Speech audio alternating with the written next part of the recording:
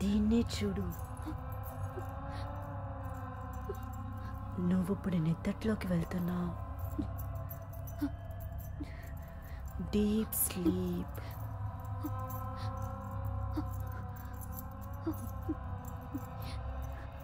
You are in a deep sleep. Slowly close your eyes. Now you are in a deep sleep.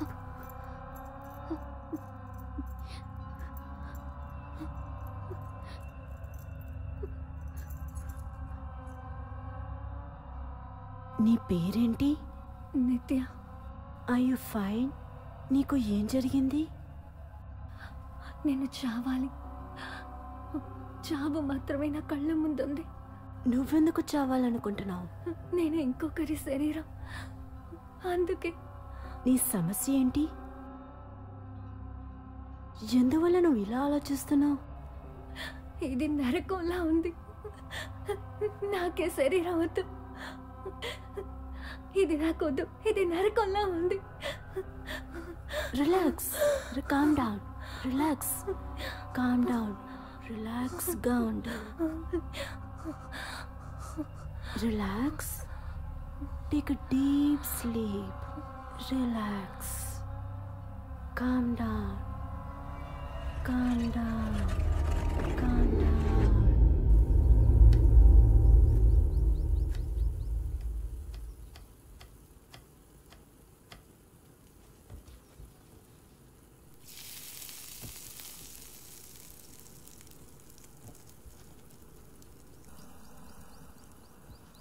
ఇక్కడ ఉన్న వాళ్ళందరికీ నేనే వంట చేయాలి. ఒక 7-8 మంది ఉంటారు, అంతే. కలరీ నేర్పించినప్పుడే మా గురువు నాకు వంట కూడా నేర్పించారు. ఆయన ఎప్పుడూ ఒక విషయం చెబుతూ ఉండేవారు. తెలివితేటలు మనం ఎంతగా పెంచుకుంటే మనం జీవితంలో అంతగా ఎదుగుతాం.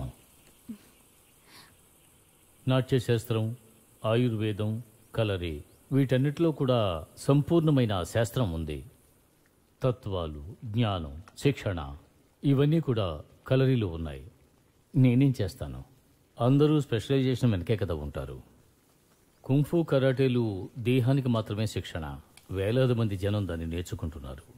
స్కూల్ స్టూడెంట్స్ కొంచెం కొంచెంగా నా దగ్గరకు వస్తున్నారు. అందులోనూ కొంతమంది మాత్రమే క్రమం తప్పకుండా వస్తారు.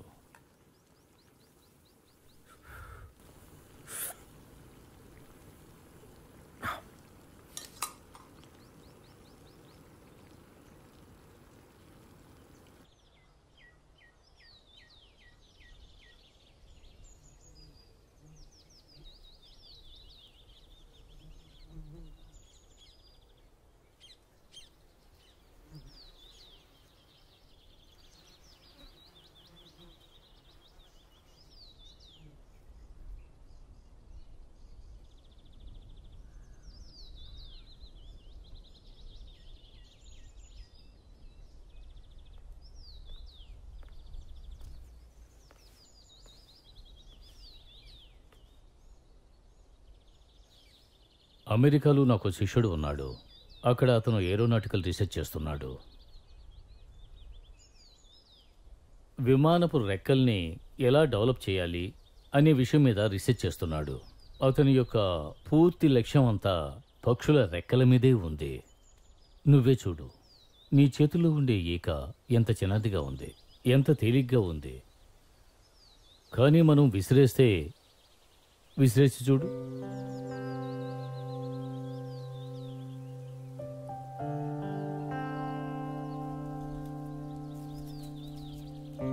చూసావా, ఎగిరేటప్పుడు అది ఎలా ఉంది? గాలి దిశగా అది ప్రయాణించింది. ఆ విషయాన్ని ఈ ఇంజనీరింగ్లో చెబుతూ ఉంటారు. ఏక మీద ఉన్న ఎంట్రుకలు దానికి తగినట్టుగానే హెచ్చుతగుల్లో అమరి ఉంటాయి. ఈ విధమైన వేల కొద్దీ చిన్న చిన్న విషయాలు ఉన్నాయి. ఎగరడం కోసం ఒక చిన్న ఏక మీద ఎన్ని అమరికలు ఉన్నాయో, మరి మనిషి శరీరం మీద ఇంకెన్ని అమరికలు ఉండాలి? మానవ శరీరం ఎంతో ఆశ్చర్యకరమైన అమరికతో ఉంటుంది. వేలాది సంవత్సరాలకు ముందే మనిషి మీద పరిశోధనలు సాగిస్తూ ఉన్నారు, కానీ ఇంతవరకు దాన్ని ఏం అర్థం చేసుకోలేకపోయాం. నేను విషయం అడగనా, మనిషి ఎగరగలడా? మనిషి ఒక చేపలాగా ఈదగలడు అంటే ఎందుకు పక్షిలాగా ఎగరకూడదు? జంప్, ఎగురు, జంప్.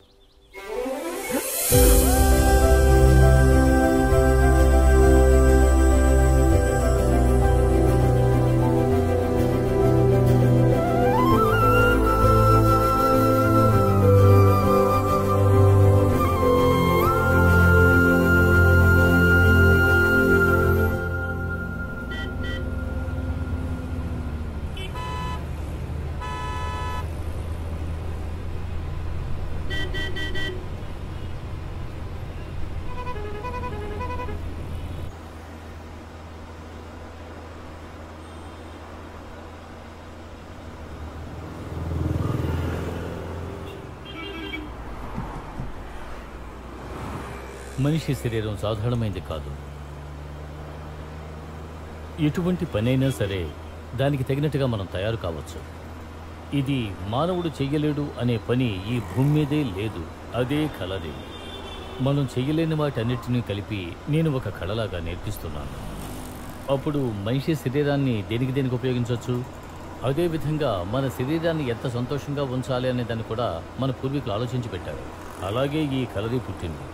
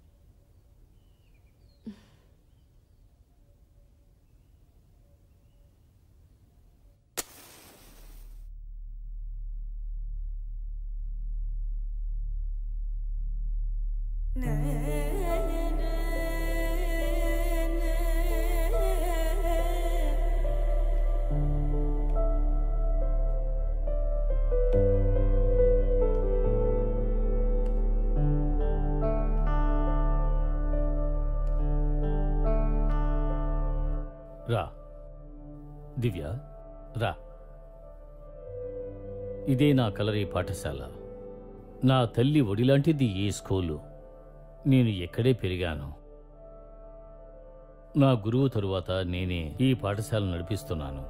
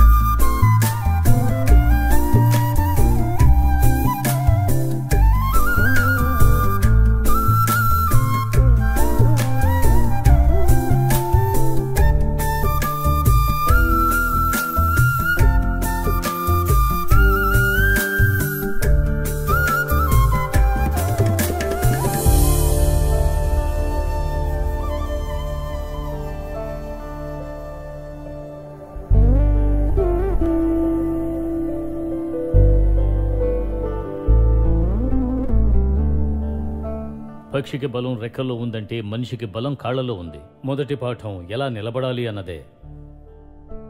బయటకు వెళ్ళి చూడండి, అందరూ ఎలా నిలబడుతున్నారు అనేది తెలుస్తుంది. వాళ్ళ పాదాలు గమనించండి.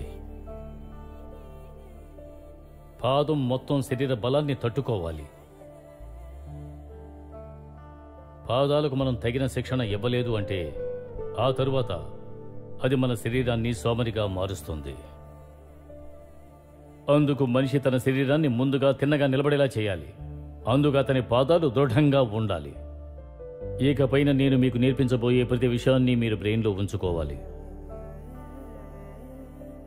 10లో 9 మంది శిక్షణలు తమ కాళ్ల కారణంగానే పరాజయం పాలవుతున్నారు.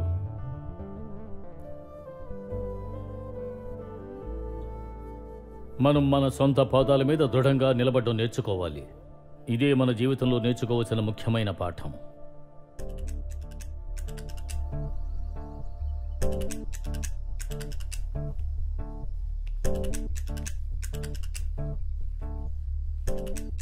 కలయిలో 7 ఘట్టాలు ఉన్నాయి. అందులో మొదటి ఘట్టం దృఢంగా నిలబడ్డాం. మన పాదాలు భూమి మీద స్థిరంగా నిలబడ్డానికి కొద్ది స్థలం చాలు. ఆ చిన్న స్థలాన్ని కలం అని అంటారు. ఆ కళంలో మనం స్థిరంగా నిలబడ్డాన్ని ప్రాణశక్తి అంటారు. తల నుండి కాళ్ల వరకు ఏ ఆటంకాలు లేకుండా ప్రవహించాలి.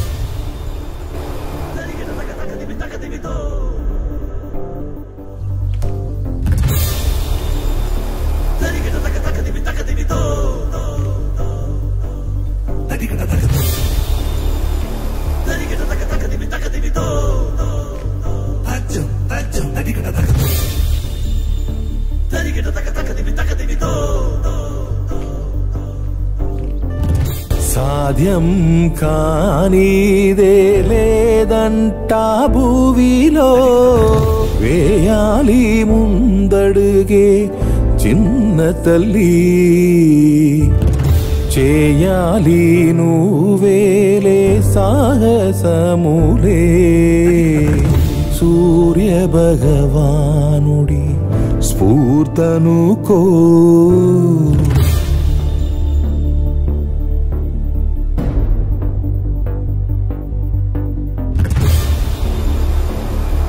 ఏదైనా బ్యాడ్ ఎక్స్పీరియన్స్ మన మైండ్లోకి వచ్చిందంటే ఆ బ్యాడ్ ఎక్స్పీరియన్స్ మన మైండ్లో చాలా స్ట్రాంగ్గా ఉండిపోతుంది. అదొక నొరుగులాగా అస్తమాను బయటికి వస్తూనే ఉంటుంది. ఇంకా మన స్టడీ బేస్ చేసి నిజం చెప్పాలంటే మనుషుల మనసుల గురించి మనకు అసలేమీ తెలీదు. మన ఇచ్చే ట్రీట్మెంట్ బ్రెయిన్కి మాత్రమే. అది స్విచ్ ఆఫ్ చేయడానికే మనం ప్రయత్నిస్తున్నాం.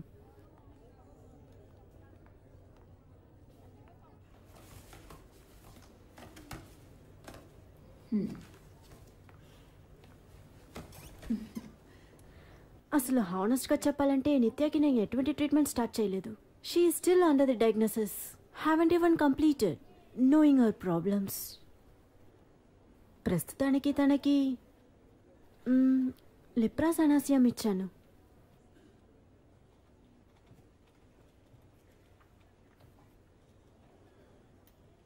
తనకి దాదాపు 7 సార్లు కౌన్సిలింగ్ ఇచ్చాను. ఈవెన్ హిప్నాటిస్ కూడా చేశాను. Yeah, I know it's a old technique, but it helps.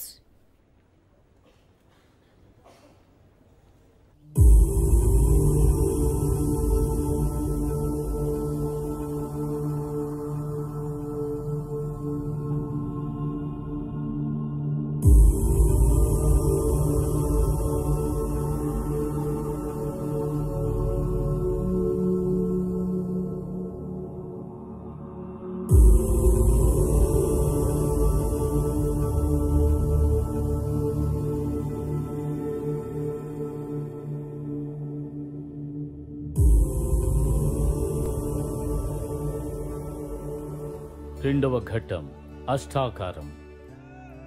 అది 8 జంతువుల లక్షణం.